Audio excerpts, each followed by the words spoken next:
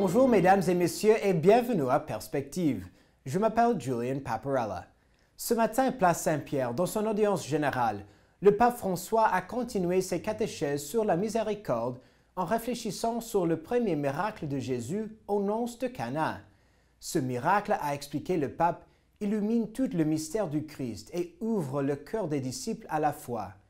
C'est à Cana que Jésus se manifeste comme l'époux du peuple de Dieu.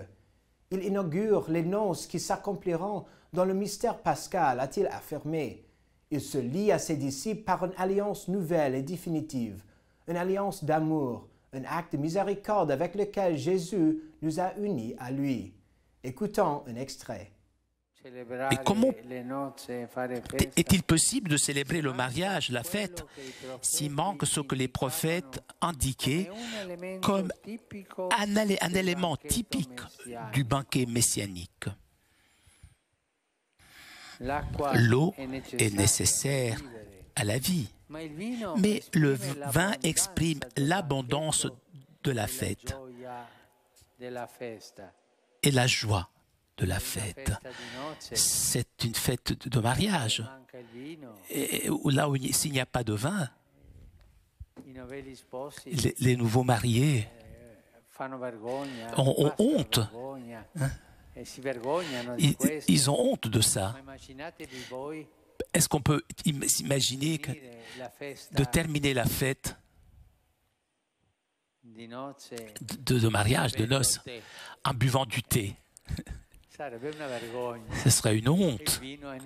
Le vin est nécessaire pour faire la fête.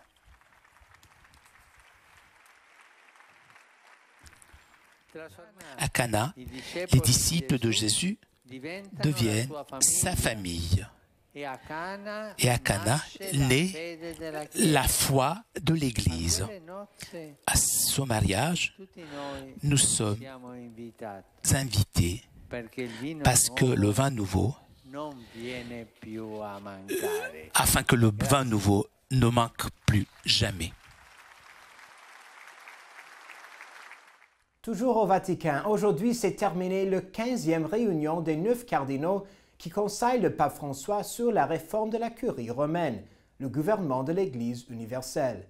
Durant ces 3 jours de réunion, ils se sont penchés sur les compétences des différents dicastères ou départements de la curie en vue de nouvelles constitutions apostoliques pour gouverner l'Église.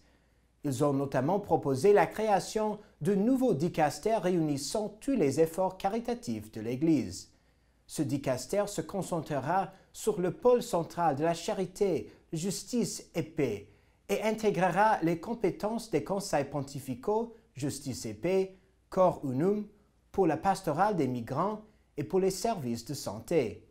Les détails de ce nouveau dicastère seront précisés par le pape après des consultations. Cette proposition suivra la même logique que celle ayant mené à la création de nouveaux dicastères pour les laïcs, la famille et la vie, annoncée la semaine dernière. Cette unification veut simplifier et harmoniser avec les autres organismes de la curie et ainsi opérer une décentralisation pour raffermir les liens avec les différentes conférences épiscopales nationales. Le pape et les cardinaux ont également reçu plusieurs rapports du Conseil et Secrétariat pour l'économie, du Secrétariat pour la communication et de la Commission pontificale pour la protection des mineurs. Le père Federico Lombardi, porte-parole du Saint-Siège, a annoncé que les dates des prochaines rencontres seront du 12 au 14 septembre et du 12 au 14 décembre 2016. Enfin, ici au pays, mercredi prochain, le 15 juin, aura lieu l'ordination épiscopale de Monseigneur Alain Faubert à la cathédrale Marie-Reine du Monde à Montréal. Celle Lumière sera sur place afin de vous offrir une diffusion en direct de ce grand événement dans la vie de l'Église canadienne et québécoise. Notre diffusion commencera à 19h05. Visitez notre site Internet pour plus de précisions. Et voilà, c'est tout pour aujourd'hui. Merci de nous avoir suivis et à la prochaine.